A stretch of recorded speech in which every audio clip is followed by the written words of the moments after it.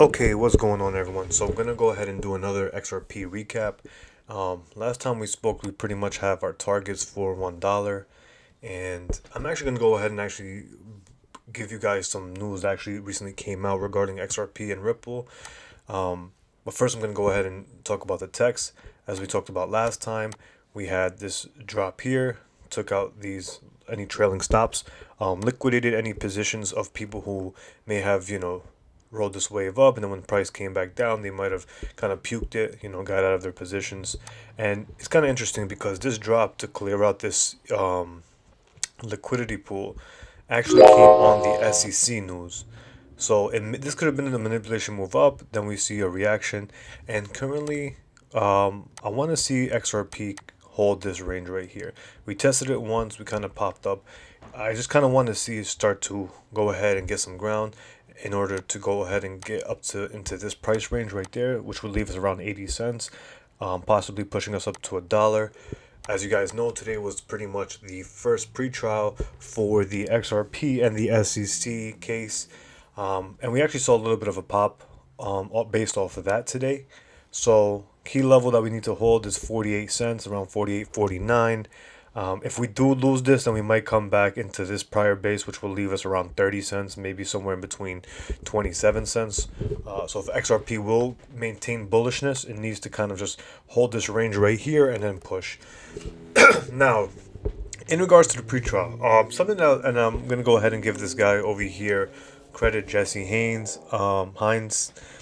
So pretty much regarding the Ripple and SEC hearing, I'm going to go ahead and just read what he says. From the Ripple SEC hearing, the biggest news drop was that the defendants have proof that the SEC has had discussions with many market actors and exchanges regarding Ripple in 2019 and before, and never told them that XRP was a security or sold as a security. Huge due process issue. So now, what does this mean? Essentially, what they're trying to say is that the SEC kind of gave exchanges. We don't know which exchanges they spoke with, right? But let's just for example say Coinbase. Let's say they went ahead spoke with Coinbase regarding, all right, is XRP any type of security? Now the major thing that we have to know here is if they indeed didn't warn them or give them any type of I would say guidance of any potential risk associated with listing as XRP, that actually may be a reason for them to go ahead and possibly either dismiss the case, or that would be something that Ripple can go ahead and use in the lawsuit, which is important to note because the major thing with Ripple, if Ripple ends up getting out of this SEC lawsuit, a lot of the FUD and a lot of the allegations regarding XRP, a lot of it will kind of be out the window because then there's validation with the SEC. Mind you, Ripple actually came out a little bit, about a day ago regarding some form of moving to Wyoming, pretty much opening up a business entity here, and we can see Ripple Markets Wyoming LLC. They filed back in November 2nd, and this was formed in Wyoming. And if you guys don't know Caitlin Long, she's actually a very big advocate for Bitcoin, and she's over here congratulating Ripple for going to pretty much Wyoming. So this is kind of giving a little bit of a thumbs up, kind of endorsing XRP, Ripple. And if someone like Caitlin Long thought that XRP or Ripple was kind of a scam or whatever, she wouldn't really be kind of putting herself out there by giving them kind of a shout out, right? And the reason why I bring this up is because a lot of people who, hate on XRP, they go ahead and they'll follow people like Caitlin Long when she's giving out news regarding Bitcoin and other things like that. But when she goes ahead and endorses XRP, people start to say, oh, she doesn't know what she's saying, etc., etc. Also, a very key component, if you guys know Raoul Paul, and this is on his website, Real Visions. This is actually a free article on his website. You just have to sign in, make an account. Now, regarding the XRP case, and mind you, this guy is he's a known macro analyst. You guys actually can go follow him on Twitter. Let me go ahead and show you. These are the people that I follow. So Raoul Paul, if I can get it. Well, if I go to Real Visions, and Real Visions is his company. Yeah, and this is his tag. He's a pretty big component of Bitcoin. He's been supporting Bitcoin for a while. He's actually a really good macro analyst I've been following for a while. He has decent credibility in terms of analyzing macros. So now, a very interesting piece here that he puts on XRP, right?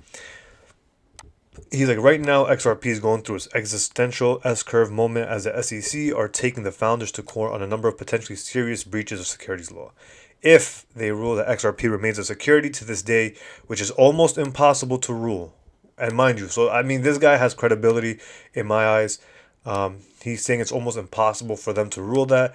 Then it makes it almost impossible for XRC to survive, but not totally impossible. It can survive outside the U.S.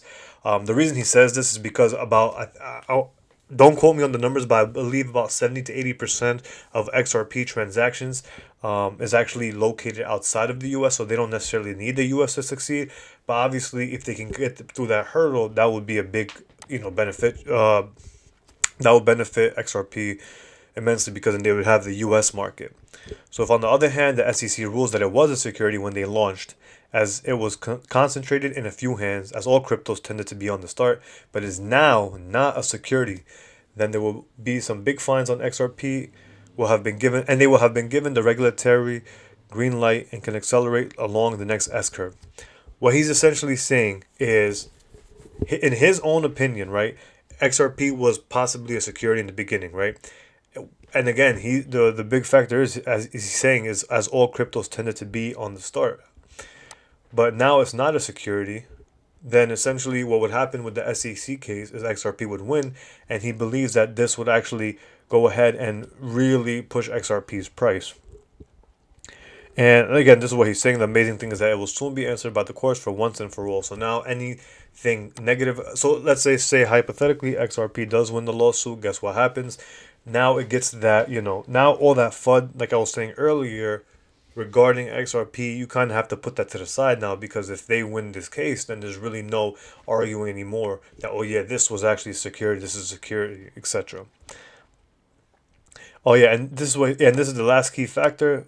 But if the ruling goes how I think it will, this thing will explode in adoption from the global banking system. So this right here, this is actually key in my eyes, because the whole point of XRP and its use case is for global banking system. So that would provide a real utility case for it. And again, Raul Paul, he kind of gave his opinions on this, and I just thought, someone who's in the crypto space, someone who's actually doesn't have a bias, right? Because he's actually long Bitcoin as well, and he's talk about his and he pretty much talks about, how he's a big component of Bitcoin, and he's like, a big believer in Bitcoin. He's also giving the thumbs up to what he believes in for XRP. So it's just interesting notes here. Hope you guys enjoyed this video. I'm going to go ahead and make more videos regarding the SEC case as it kind of transpires. So go ahead and make sure you guys subscribe to keep up with any crypto content that we post.